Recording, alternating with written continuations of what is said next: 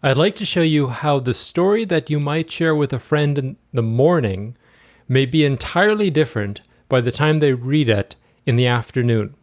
And this example will clearly illustrate the importance of why news organizations should be very careful in how they timestamp and update the articles that they write, so that when people look at the same article, it can be more clear to them when changes were made to the article.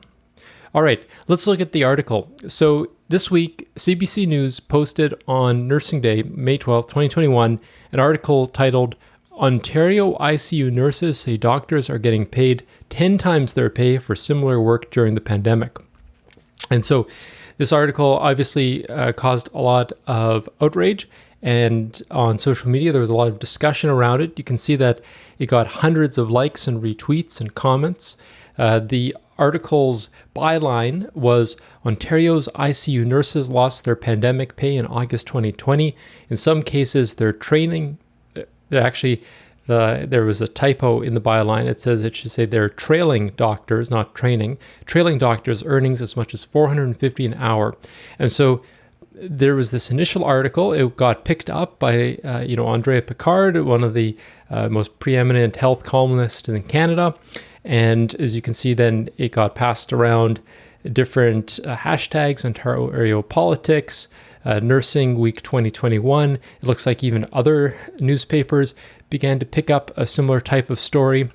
And it's actually really hard to find the original story because it's no longer archived anywhere.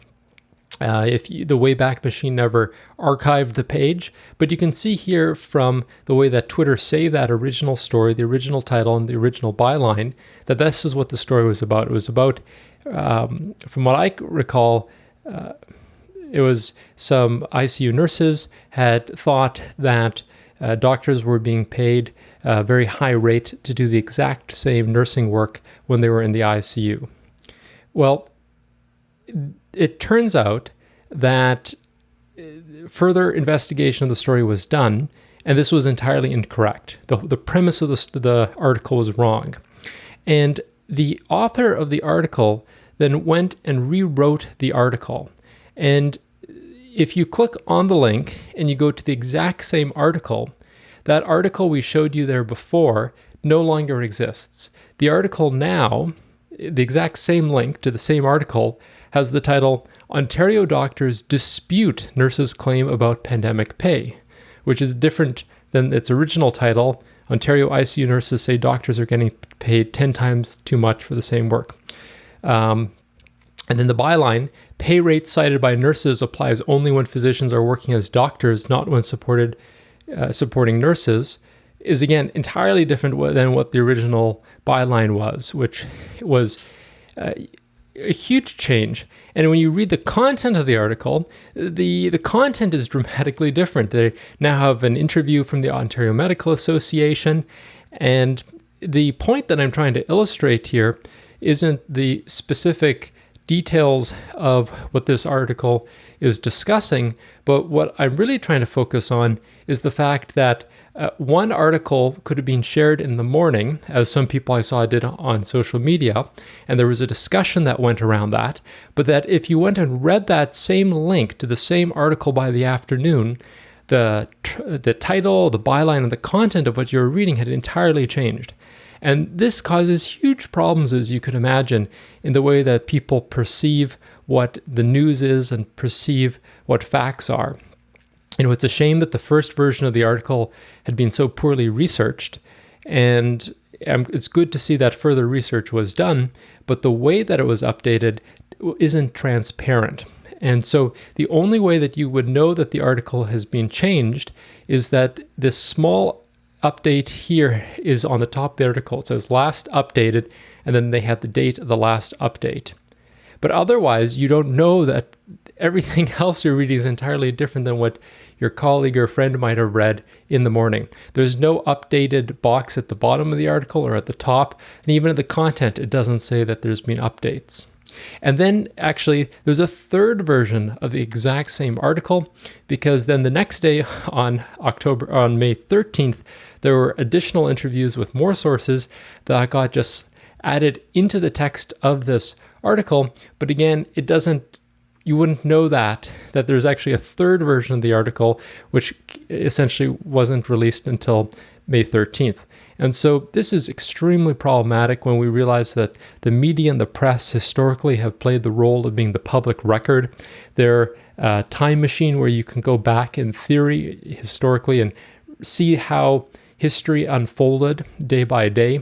But with the new way that online media organizations continuously update articles in ways like this, which is very untransparent, it makes it very hard to piece together what actually happened in the past.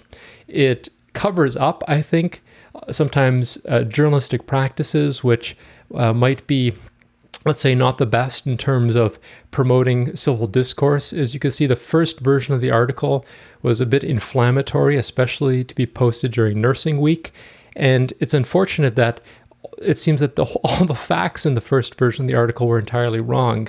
And it seems a bit questionable to bury that version of the article by just rewriting all the content of it and not showing anyone that you've done that. If you look at the CBC corrections page, you'll see that they make no notice that these corrections were done to this story whatsoever.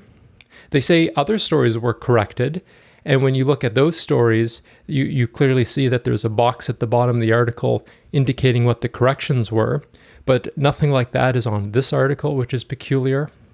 And if you look at the CBC's own journalistic standards for corrections, and you look at the section called removal of content, you see that they say, our published content is a matter of public record.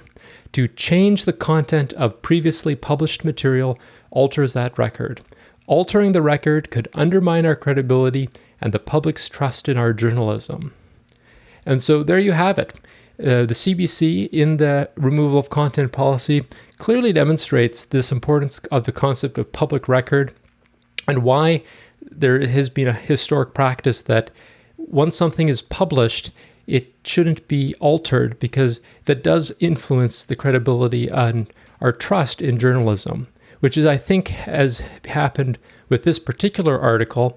And I think it just should draw extra attention when one's reading something on social media, that you never know if what you're reading is the exact same as what someone else read, which is a really tricky place to be in when we have so many troubles currently in terms of online discourse.